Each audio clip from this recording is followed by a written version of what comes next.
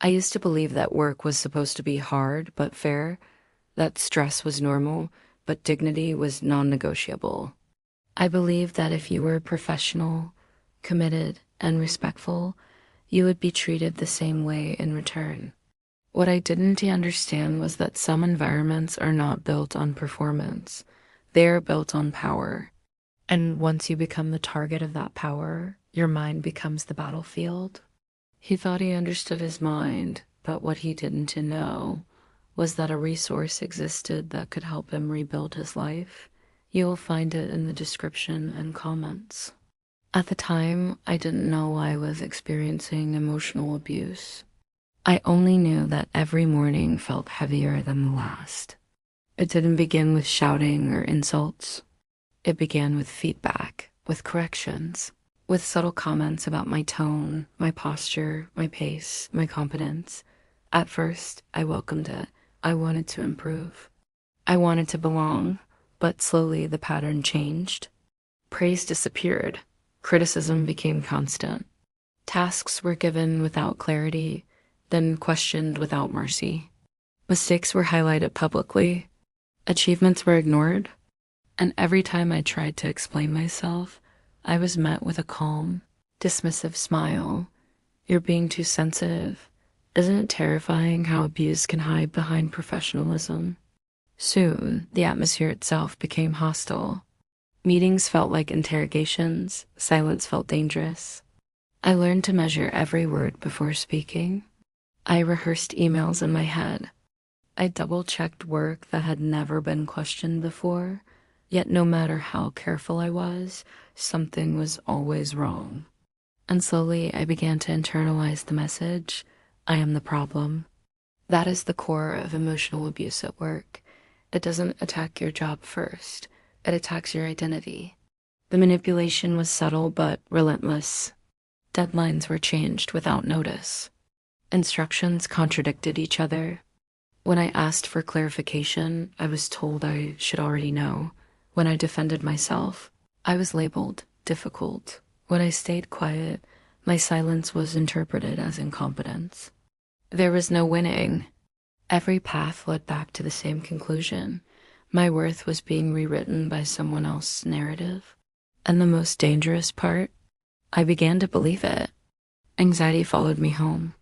My mind replayed conversations late at night. My body carried tension I couldn't release. I woke up already exhausted, already bracing for impact. Friends told me I seemed distant. My confidence began to erode.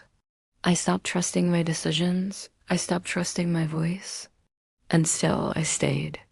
Because workplace abuse doesn't feel like something you're allowed to escape.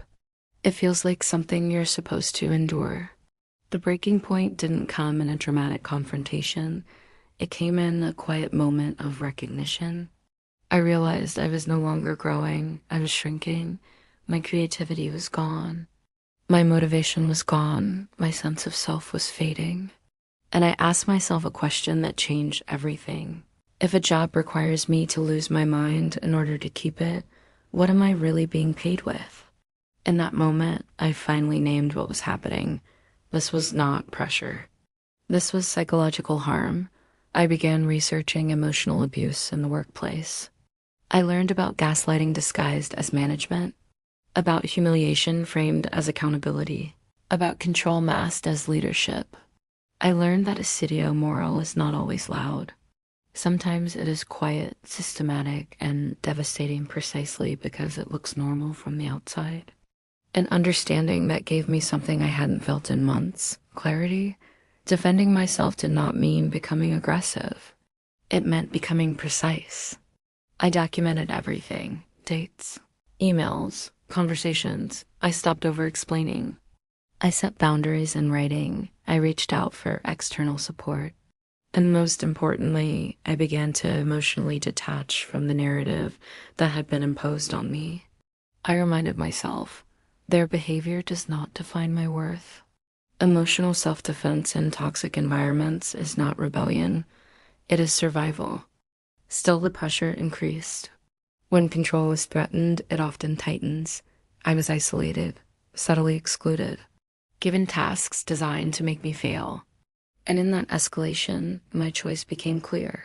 Staying was no longer a challenge. It was self-destruction. So I made the decision that terrified me. I left. Leaving was not easy. There was fear, financial uncertainty, doubt, a voice in my head asking, what if they were right about me? But something else was stronger. The need to reclaim my mind, the need to breathe again without bracing for criticism, the need to remember who I was before my identity became a performance for someone else's approval. Rebuilding after workplace abuse is not instant. The mind carries echoes of humiliation long after the environment changes. I had to relearn how to trust my abilities, how to speak without fear, how to exist without constantly monitoring myself. I asked myself difficult questions. Why did I tolerate what was harming me? Why did I confuse endurance with professionalism? Why did I believe my worth had to be negotiated? And instead of judging myself, I chose compassion. Because surviving abuse does not make you weak. It means you are human in a system that exploited humanity. Today, when I reflect on emotional abuse at work, I understand this. No career is worth the cost of your mental health. No title is worth the erosion of your identity. No paycheck can compensate for living in constant self-doubt.